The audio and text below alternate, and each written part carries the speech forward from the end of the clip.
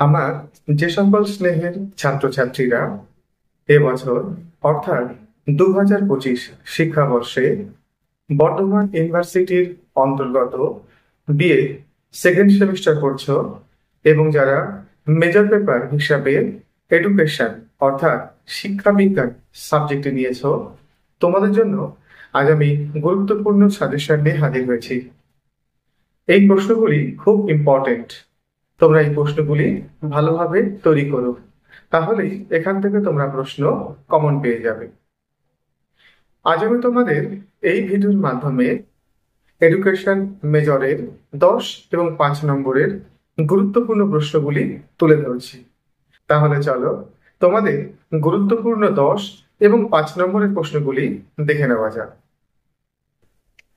তোমরা এবছরের জন্য যে 10 নম্বর প্রশ্নগুলি তৈরি করবে সেগুলি হলো: 1, শিক্ষা মনোবিজ্ঞানের প্রকৃতি ও পরিধি আলোচনা করো।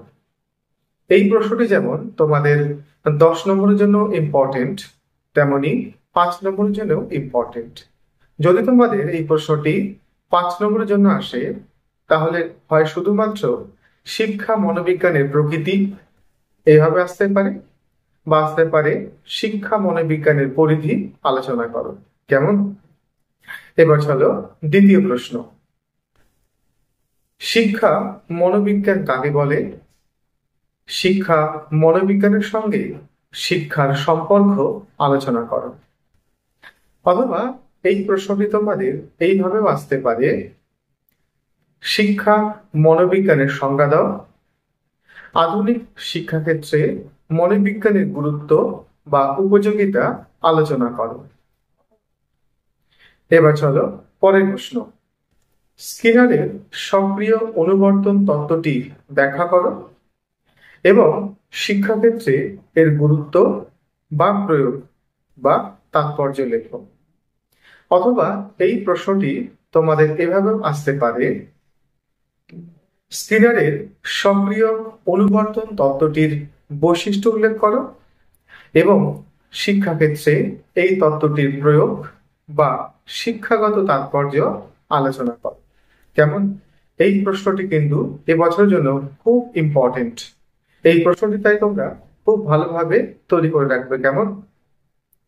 পরের প্রশ্ন: থর্নডাইকের শিখনের মূল সূত্রগুলি উল্লেখ করো এবং শিক্ষাক্ষেত্রে এই সূত্রের প্রয়োগগুলি আলোচনা করো। কেমন? এই প্রশ্নটিও খুব গুরুত্বপূর্ণ। অর্থাৎ স্কিনার এবং থর্নডাইক এই দুটি প্রশ্নের মধ্যে একটা কিন্তু আসার সম্ভাবনা খুবই প্রবল। পরের প্রশ্ন: পিয়াজের জ্ঞানমূলক বা প্রজ্ঞামূলক বিকাশের তত্ত্বটি আলোচনা করো এবং এই তত্ত্বটির শিক্ষাগত গুরুত্ব বা তাৎপর্য উল্লেখ করো। পরের প্রশ্ন: ব্যক্তিত্ব বা ব্যক্তিসত্তা বলতে কি বোঝো? ব্যক্তিত্ব বা ব্যক্তিসত্তা পরিমাপের কৌশল বা পদ্ধতিগুলি উল্লেখ করো। পরের প্রশ্ন: বাল্যকালের অথবা কৈশোরের বা বয়ঃসন্ধিকালের বিকাশজনিত বৈশিষ্ট্যগুলি উল্লেখ করো এবং এর শিক্ষাগত গুরুত্ব বা তাৎপর্য আলোচনা করো। এই হচ্ছে তোমাদের গুরুত্বপূর্ণ 10 নম্বরের প্রশ্ন।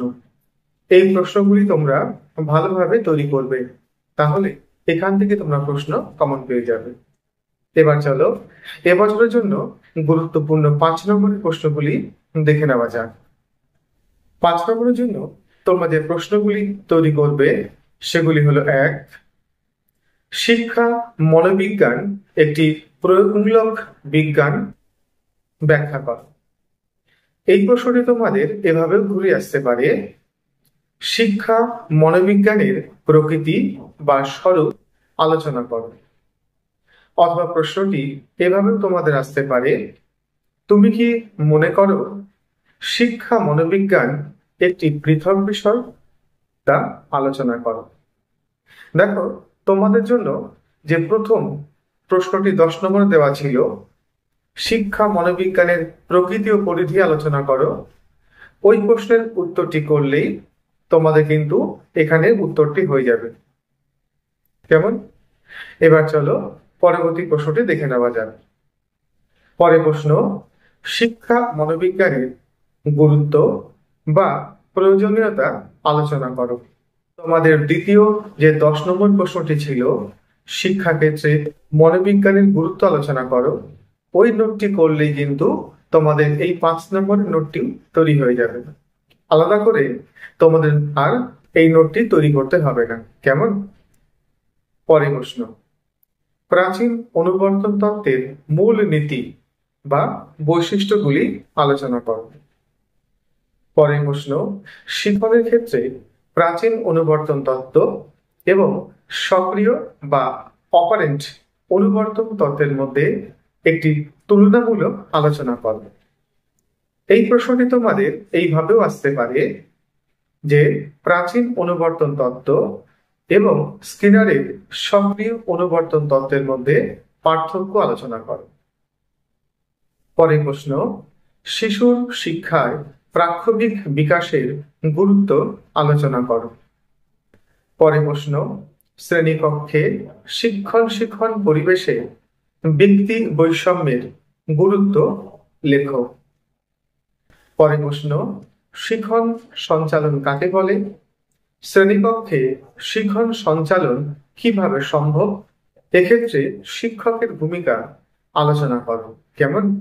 এই প্রশ্নটি তোমাদের কিন্তু কেটেও আসতে পারে। যেমন ধরো দিতে পারে যে শিখন সঞ্চালন কাকে বলে, শ্রেণীকক্ষে কিভাবে শিখন সঞ্চালন সম্ভব। এভাবে যেমন আসতে পারে, তেমনি আবার দিতে পারে শিখন সঞ্চালন কাকে বলে, শিখন সঞ্চালনের ক্ষেত্রে শিক্ষকের অবদান বা ভূমিকা আলোচনা করো। পরের প্রশ্ন, ব্যক্তিত্ব বিকাশের শিক্ষাগত গুরুত্ব আলোচনা করো। এই প্রশ্নটি তোমাদের এইভাবেও আসতে পারে, শিক্ষা ক্ষেত্রে ব্যক্তিত্ব বিকাশের প্রয়োগ আলোচনা করো। কেমন? এই হলো তোমাদের 10 এবং 5 নম্বরের গুরুত্বপূর্ণ প্রশ্ন।